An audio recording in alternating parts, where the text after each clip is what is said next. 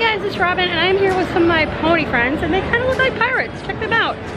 How cute is this? There's a big setup here from the My Little Pony movie and lots of awesome stuff to see here at HasCon in Providence, Rhode Island. I'm very excited about this weekend. So I'm going to be showing you lots of the cool toys and things on display.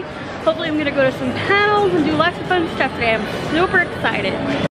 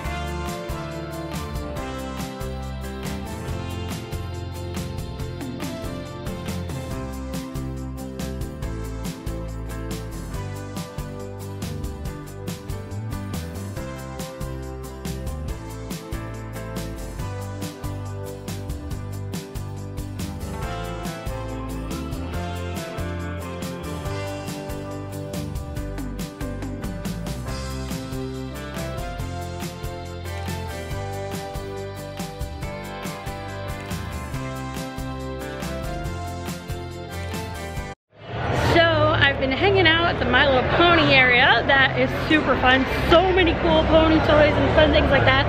I also just played a game called Drop Mix and I played DJ and that was so cool. What a fun game. That I think is going to be a fun game for grown-ups and older kids. It's coming out soon for the holidays and it looks really, really fun. There's also a really cool Be Fearless and Kind campaign here where you can just sign up and then they donate toys to kids who have been affected by the recent hurricane. So that's really awesome. And you can donate. They have a Toys for Tots booth so you can pick out your own toy to donate. And that's really awesome because there's a lot of kids out there who have lost everything and that really means a lot. So yeah, this is kind of fun. I'm gonna go upstairs. There's a Star Wars panel starting soon and I'm hoping I can get a seat in there. It's about the Star Wars toys. That sounds really awesome. My ears are ringing a little bit from the Drop Mix game, but it was super, super fun. Also, there's some really cool G.I. Joe stuff on this floor here. Like, they have some of those figures we played with as kids, plus the really old school stuff. And yeah, super fun stuff.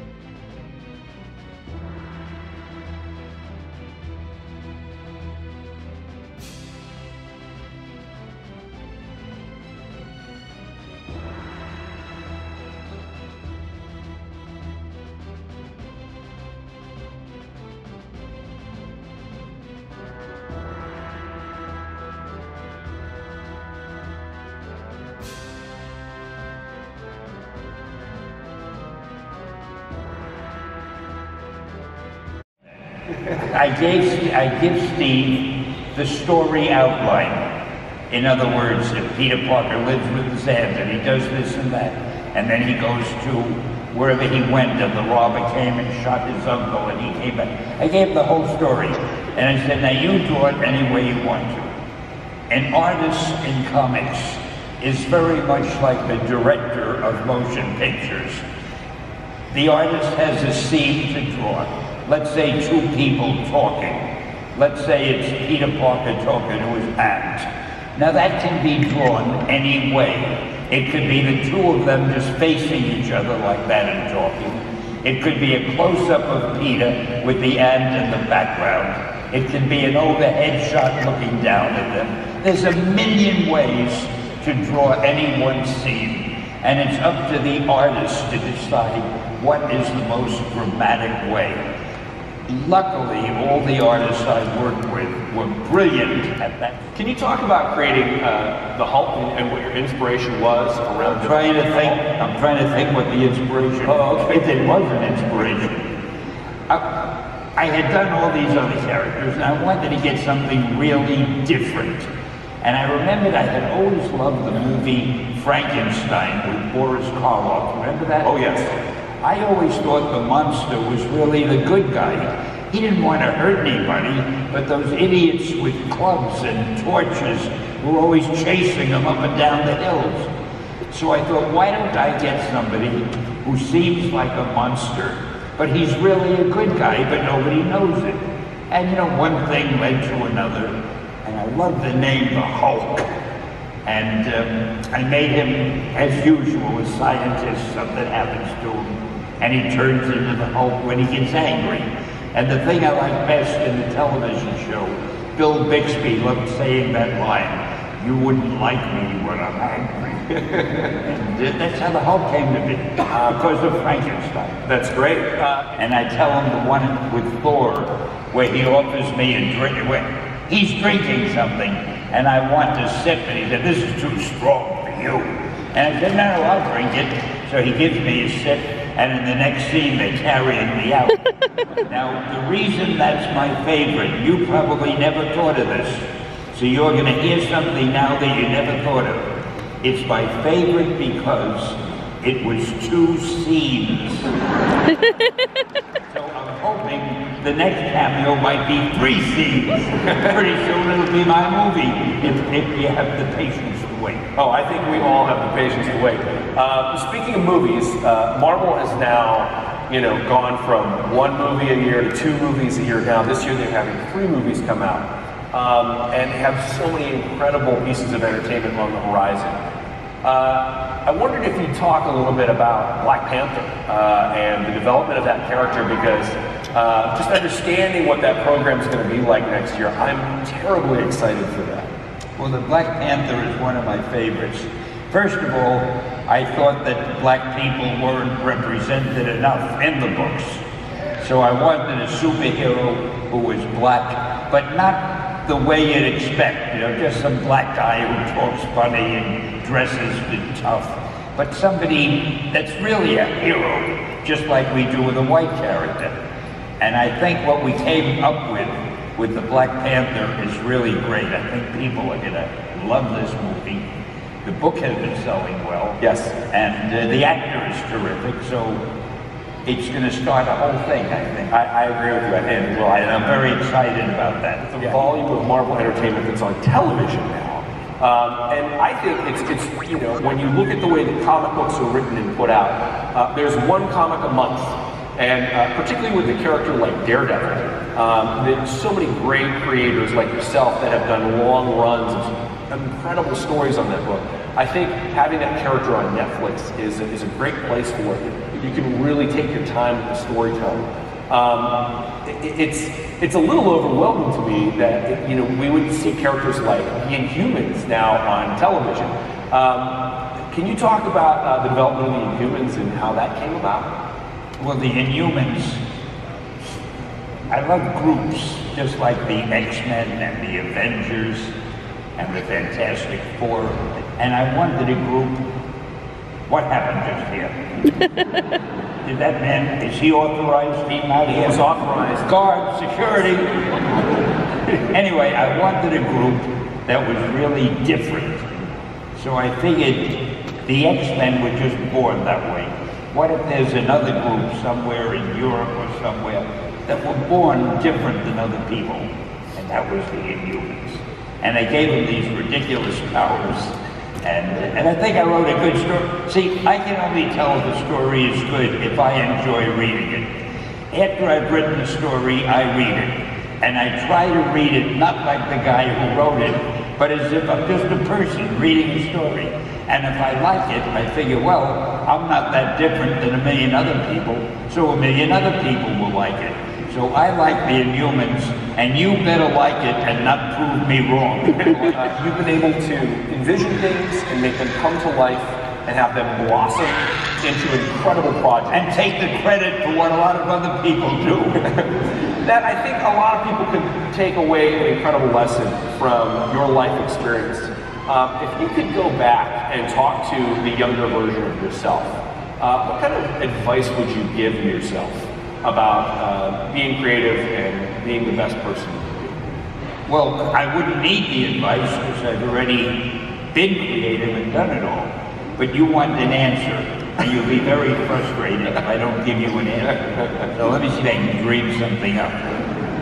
The one thing that I always tried to do with writing a story was write something that I myself would love to read. I'd get an idea for a character and I'd say, boy, it would be great if there was such a character. I can't wait to see it, and I'd write it. If it was a character that the idea was something that I didn't like, I put it aside. And the reason is, I always figure there are too many writers who try to write for other people. Like, I have a lot of friends who write books. And one guy will say, I'm writing this book for people between 21 and 30 or something. And I always figure, but you're 55. How can you write a book for people 21 to 30 that's really accurate enough? You're not that age anymore. Why don't you write a book for people your age? What I'm getting at is, I try to write things that I would enjoy, that I know, and I'm not that different from other people. If I write a story that I would like, I know there must be other people with the same taste that I have. But I can't write a story for other people, not for me, because I don't know other people. I only know me. I couldn't write a story for you. I don't know what you like or don't like. I'd love for you. But in fact, I want to talk to you about your taste. We have a lot to go over. Okay, thank you. But I could write a story about me. If we were doing a story of two people sitting on the stage, I would write the story from my point of view, because I know what that is, and I would enjoy reading it, and I hope there are some people out there with the same taste as me. But I couldn't write it from your point of view, because I don't know what you're thinking. You might be thinking now, well, Stan, ever shut up and let me get a word in. See, I have no way of knowing, but I know what I'm thinking. And I think I've confused everybody thoroughly right now. I think what you're saying is be true to yourself. Be true to yourself, yes. Right. Well, thank you very much, Dan. I think what we're going to do now.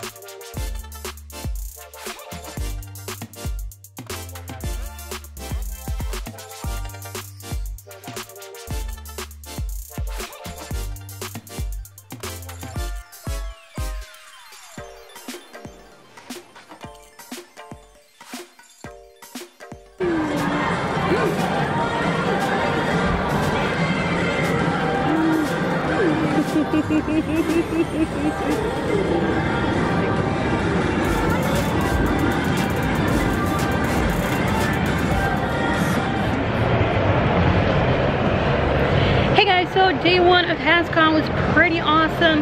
There was so much to see. Some of my favorite things, of course, were the Star Wars panel and going to see the My Little Pony Voices panel. That was really cool. Those ladies are awesome. The actresses who played Pinkie Pie and Fluttershy, Spike, and Sunset Shimmer were on the panel, along with Megan McCarthy, who writes the episodes, and that was really cool. Tomorrow I will be back for more fun. I haven't even gone to like the gaming area. I also, there's some cool new Frozen toys that I thought looked really great too. From Frozen's Olaf's Adventure, Olaf's Frozen Adventure coming out this Christmas.